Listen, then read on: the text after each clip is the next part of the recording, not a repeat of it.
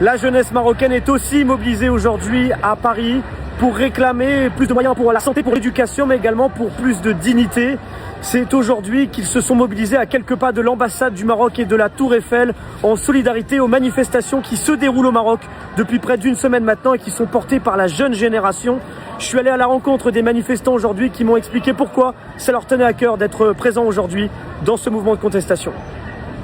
Alors on est là aujourd'hui pour porter la voix de tout le peuple marocain, des jeunes marocains qui sont sortis dans les rues du Maroc et on a réprimé leur voix. On les a pas laissés parler alors que c'est un droit de manifester. On construit des stades à des valeurs de millions d'euros. Et en fait, je trouve qu'on devrait d'abord privilégier en fait des droits qui sont fondamentaux pour le peuple marocain, tels l'éducation, la dignité et la santé. Et d'abord et après se concentrer en fait sur le tourisme ou la Coupe du Monde. Parce qu'en fait, ce qui se passe, c'est juste inadmissible.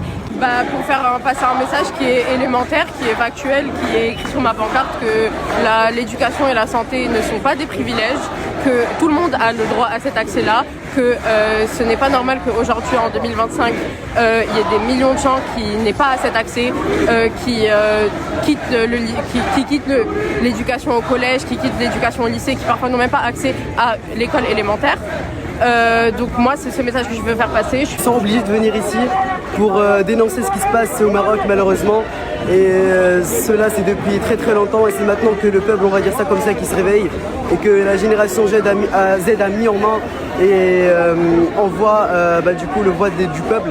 Et du coup, on est là pour dénoncer et pour demander tout simplement nos droits, comme l'éducation et aussi la santé.